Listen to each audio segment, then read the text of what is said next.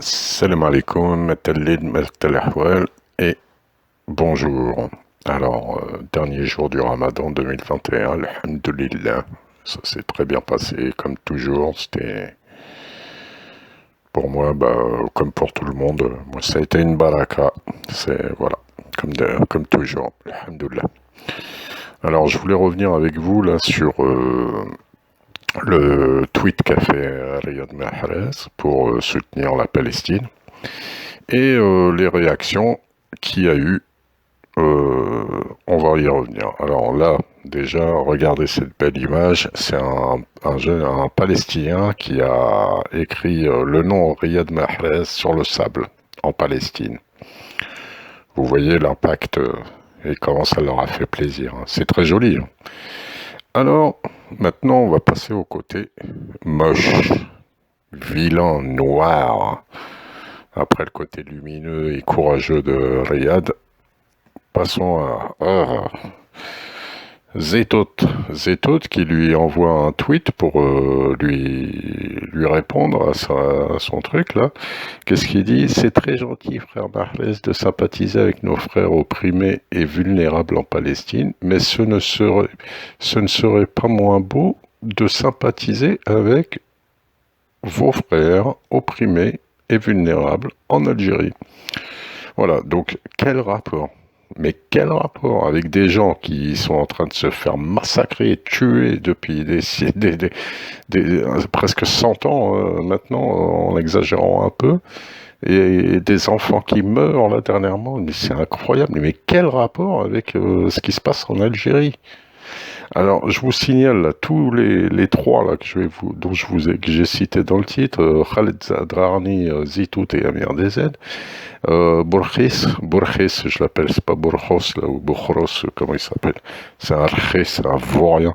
Bref, tous les trois, aucun, et même les étudiants algériens dont je vais vous parler à la fin, aucun ne dit un mot sur ce qui se passe en Palestine actuellement. C'est un scandale, ces gens-là.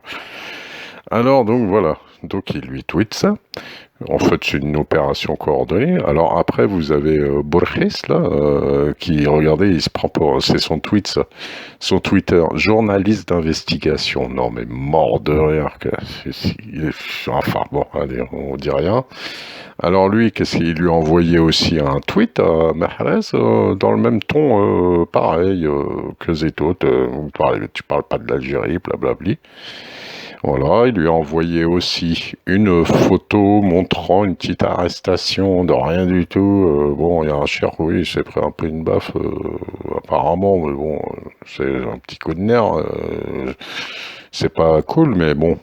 Et ça, c'est équivalent, donc pour eux, c'est équivalent aux criminels sionistes qui sont en train de massacrer des gens, des êtres humains. Non, mais franchement, où on va, quoi. Là, c'est un scandale total. Alors, vous avez Khaled Drarni, lui, il n'a pas écrit directement un message, mais il a retweeté un message d'une autre personne. Ce qui veut dire qu'il accepte, c'est pareil, quoi. Hein, c'est quand tu retweets, ça veut dire que tu apprécies le message. Et qu'est-ce qu'il dit, le message? Oui, vous ne dites rien des jeunes manifestants pacifiques en Algérie. Oui, il n'a pas vu les jeunes manifestations, les manifestants pacifiques en Algérie. Il n'a pas vu les jeunes en grève de la faim.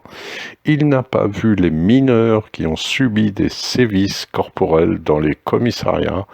Il n'a pas vu les enlèvements et détentions secrètes. Non, là, on atteint le summum, quoi. Non, mais vous vous rendez compte? Vous vous rendez compte de quelle grève de la faim? Il y a des gars qui font du cinéma, là. Je suis désolé, c'est du cinéma. Grève de la faim. Quels mineurs qui ont été violés alors que c'est des mensonges et c'est prouvé? Quels enlèvements? Quelle détention secrète? Non, mais franchement, c'est Khaled Drarni, c'est ça? Bah, alors, et on va continuer avec une page, je suis tombé dessus, là, l'Union des étudiants algériens libres. Alors, c'est les manifestants plastiques des étudiants du mardi, ça. Leur page, elle a 150 000 abonnés quand même, hein. Alors après, ça peut être des faux abonnés, puisque ça s'achète, hein, vous le savez.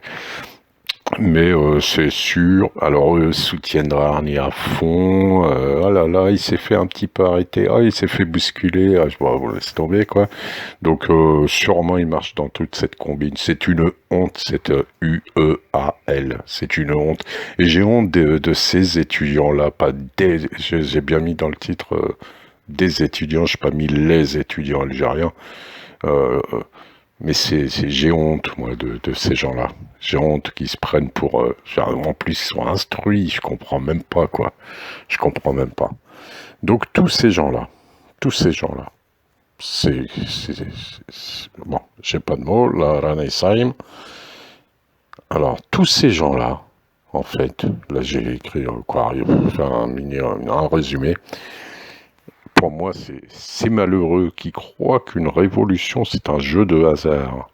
Ils ne font que gueuler, insulter, faire dans la victimisation ou encore user du mensonge, exactement comme les sionistes, exactement comme les sionistes. C'est incroyable, c'est incroyable. Et ils croient ils se prennent pour des révolutionnaires. Franchement, mais qu'est-ce que c'est que ça? Il en reste que quelques milliers.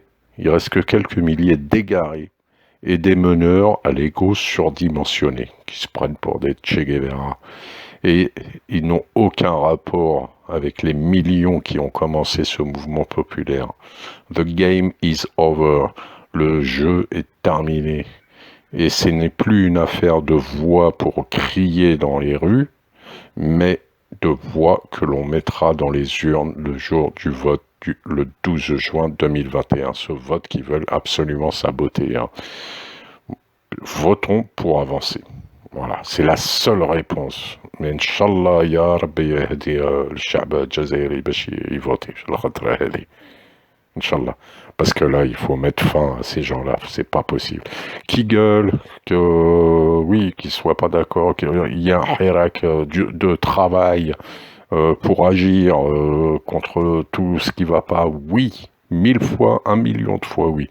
Mais pas ces gens-là. Vous voyez, franchement, vous avez vu ça. J'en reviens pas, moi. J'en reviens pas encore. Quel culot. Il y a masse là.